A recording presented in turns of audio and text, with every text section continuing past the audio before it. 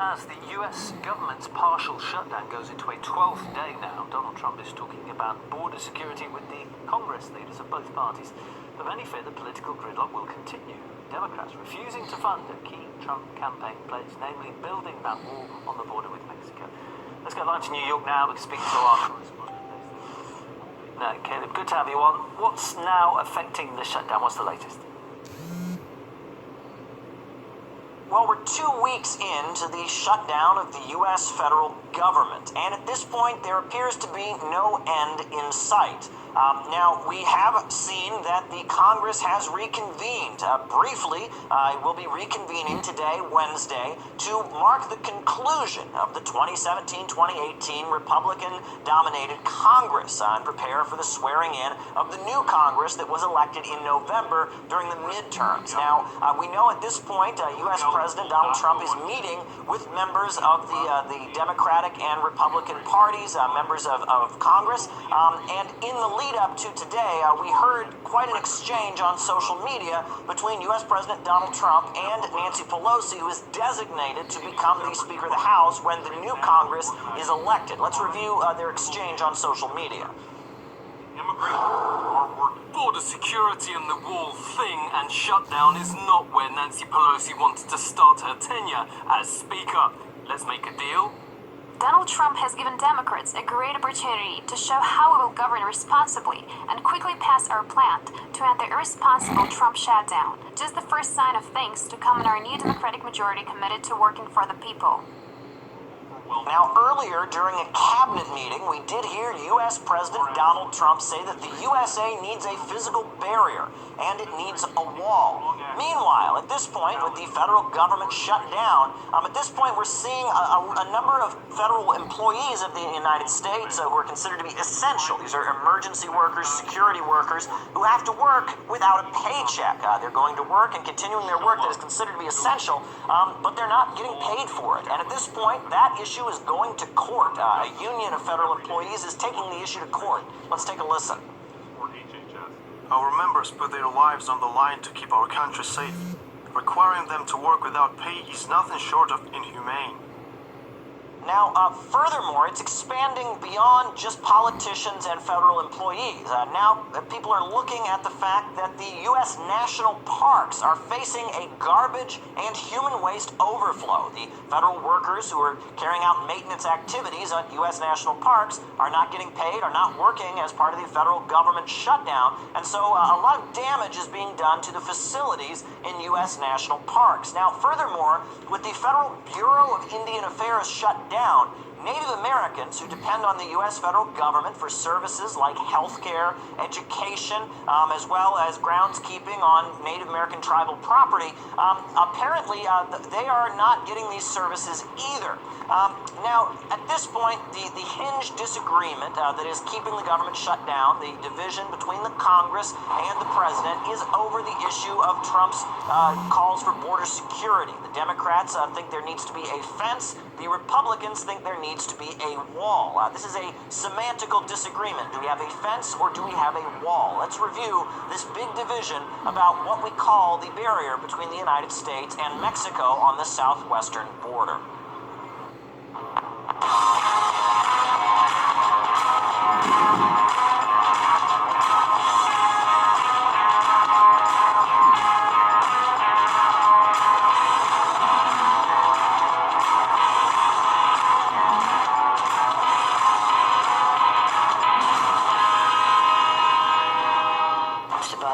Speaking for myself, consider the wall immoral. Walls can be scaled over. Walls can be tunneled under. The wall doesn't stop any bad things from happening. It just makes it impossible for the folks on our side to see what's developing. It makes it more difficult for them.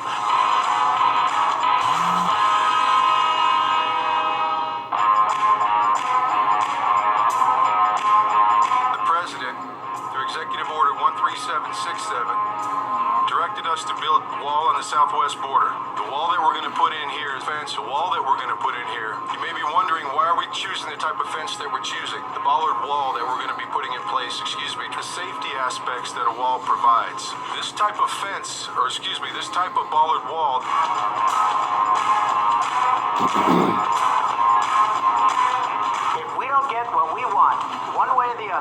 it's through you, through a military, through anything you want to call, I will shut down the government. Okay, fair enough. This temper tantrum that he seems to throw will not get him his wall, and it'll hurt a lot of people because he will cause a shutdown.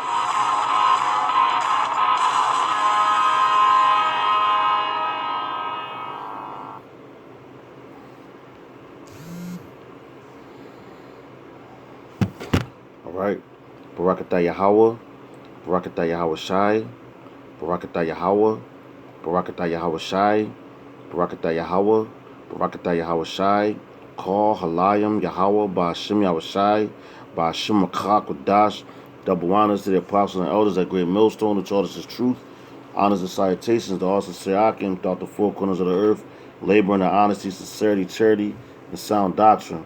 Alright? My name is Maka Allah Bungab and Yasha Allah. I'm with the Watchman Philadelphia camp. And you see it, man. That's you know, they shut the government down because they can't get their thoughts together on a wall or a fence, which is, you know, that's just something to keep you blinded from the real thing that's going on, man. You know, that's a tool that they're using to keep you blinded and keep your mind off what they sent them 9/11. You know, and that's going to be like, damn. And I guarantee that's going to get everybody to want to jump on board with this wall or this fence getting built. You know, so they got to make it seem like controversy. Oh, we're going to shut the government down and all that. But hey, man, let's get into the scriptures on that, man, because, you know, Esau is a cunning, tricky, slick bastard, man. You know what Psalm says, that his words are smoother than oil, man. You know, this is the book of Luke, St. Luke chapter 11, starting at verse 17. It says, but he knowing their thoughts said unto them, every kingdom divided against itself is brought to desolation, and a house divided against a house falleth, man. So yeah, this is what the House of Representatives, the Senate, and all that. You know, mainly, first and foremost, ultimately the house of Esau. You know, and they can't seem to get it together or come together on what they want to do with this wall or this fence or whatever the hell. You know, so that's Yahweh Shai speaking, man. It says a house. I'm going to read it again. It's the book of St. Luke, chapter 11, verse 17. It says, but he knowing their thoughts said unto them, every kingdom divided against itself is brought to desolation, and a house divided against a house falleth. So you got, what? It's brought to desolation. So America is about to be destroyed, man. You know, but they need that major false flag. Salakia. They need that major false flag, the usher in the mandatory RFID microchipping. You know, because people are gonna be scared, and then they're gonna be all for whatever the government tells them, man. You know, so they gotta play that role.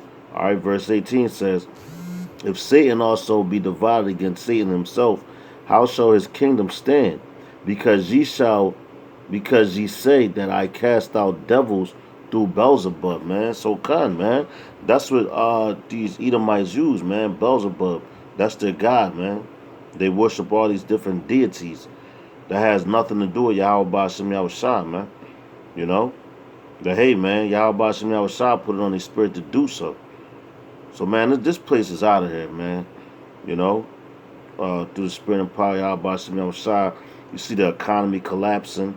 You know, all types of dirt being dug up on America, man.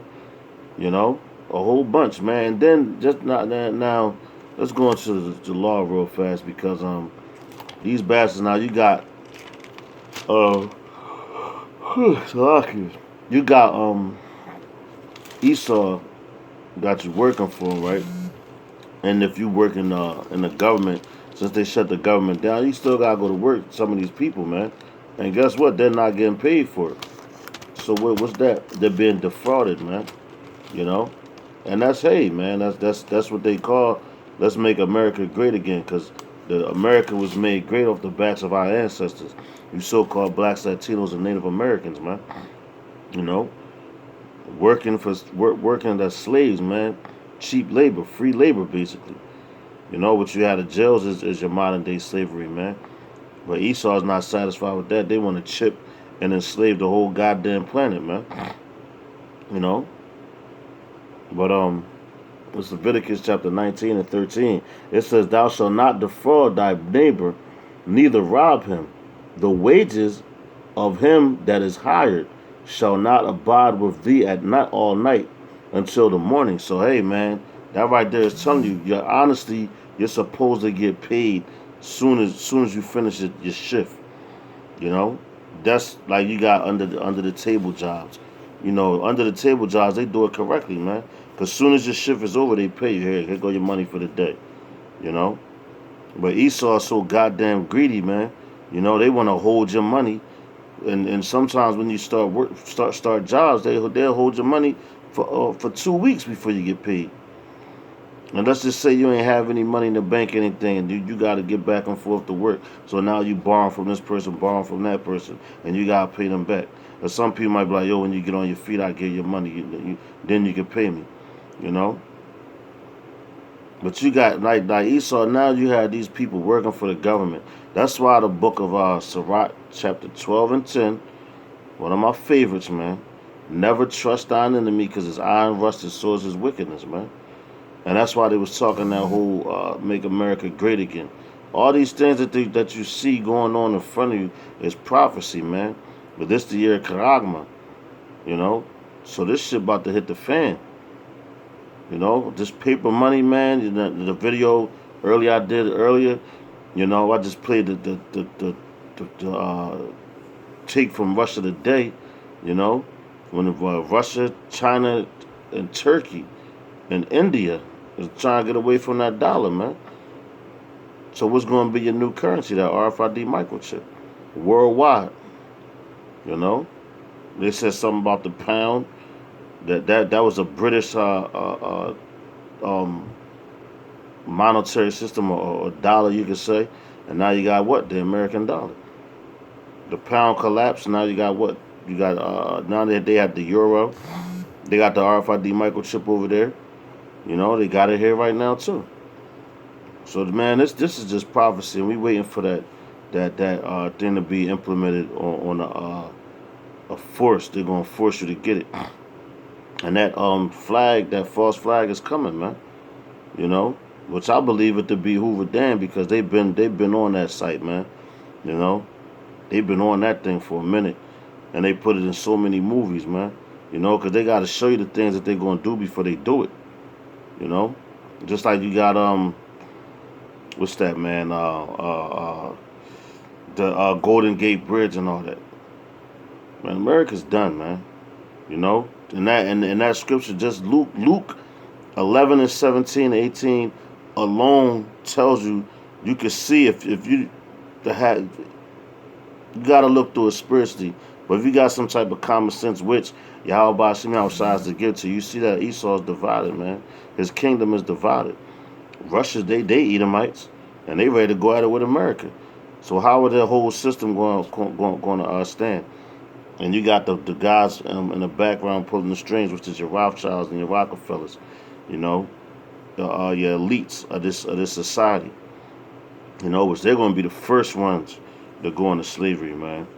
You know, the older ones dying up with their children, yeah, they going to be the first to go into them chains, man. The very first to go into them chains and clean up them dead bodies, because that's going to be one of the first jobs that they have to do, man. You know, since they don't like getting their hands dirty, they going to get their hands real nice and dirty in the kingdom of Yahweh Ba'ashem Yahushua, man. Ba'ashem Achakadas, man. You know? But with that, man, I hope that this lesson was edifying. I hope it made sense, you know. Until the next lesson, I'm going to say Shalom Yasharala and death to America, man. And don't take that RFID microchip. Keep the faith. Shalom.